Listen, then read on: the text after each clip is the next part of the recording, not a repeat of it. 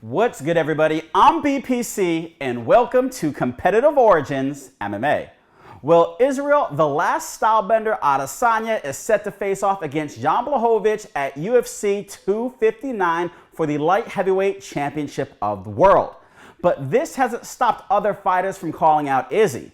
We have everyone from Paulo Costa, who Israel actually beat in the second round via TKO, that's been calling him out non-stop. You know, we have Marvin Vettori, who Israel actually got a split decision victory over several years back, but he did get a win over Jack Hermanson and has climbed his way up through the rankings.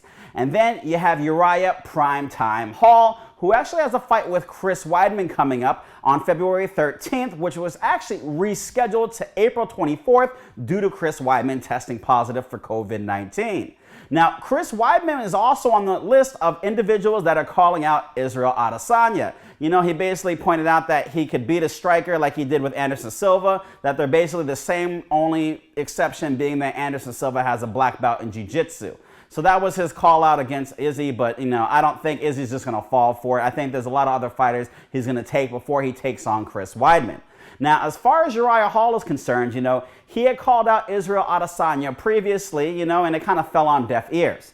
And on the What the Heck podcast, he actually reiterated his desire to face Israel Adesanya. He said he's never wanted to fight somebody so bad since Josh Salmon on The Ultimate Fighter. Now, that's a long time ago. Now, he said he gets Adesanya. He says, you know, there's not a lot of dynamic fighters out there, just like how there's not a lot of dynamic YouTube MMA channels. So make sure you hit that subscribe button, click the notification bell so you can be notified on a daily basis when our videos go live. And don't forget to dynamically strike the like button on this video.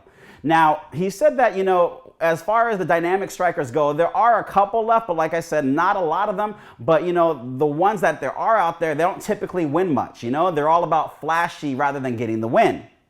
Now, he said that he obviously possesses a lot of dynamics. He's very dynamic. He has a lot of fluidity that he combines. And that's kind of like why he wants to face Israel Adesanya, because he feels like that's the individual that Izzy is, which I guess would be a compliment to Israel at the end of the day.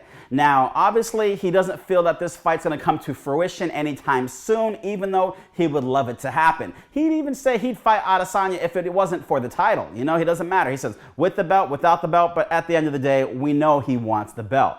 Now, he said that there's a lot of politics, you know, the media that are just going to come out and say that he's not worthy to fight for a championship belt. And then you have the ranking systems, right? He goes, you know, the ranking systems, they go, you're ranked number 8, you know? So, like, who are they to decide how good I am? You know, people that have never even fought before. So, you know, that's an interesting point, and I get it. And there's a lot of fighters that express that. He, you know, he thinks that the ranking system's a joke. And, you know, that falls in line with, like I said, a lot of fighters feel that the ranking system's a joke. They don't agree with how they decide who's what and where, you know?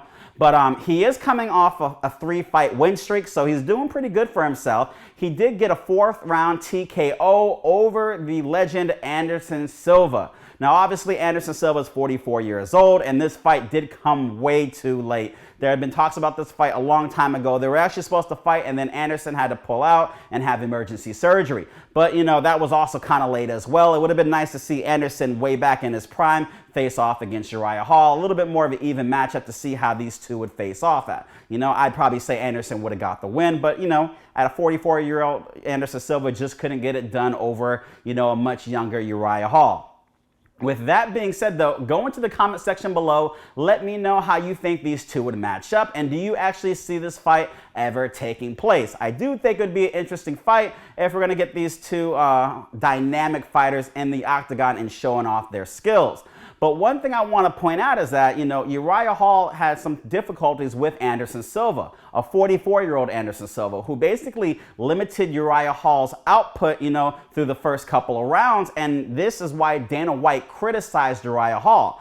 Now, if we recall, Paulo Costa had the same issue with Izzy, and basically he wasn't throwing punches, and then Izzy just teed off on him and then got the TKO victory in the second round. So could this be deja vu if Uriah Hall isn't going to just go after him? That's my question for you guys at home. Let me know how you see it. Like I said, go into the comment section below. I want to hear your thoughts. Don't forget to go to competitiveorigins.com, type in promo code MMA73 so you can get this Competitive Origins Get It Done t-shirt. Thank you for tuning in today, guys. I'm BPC, and remember, you've been competing since conception, whether you're competing against yourself or others. Competitive Origins.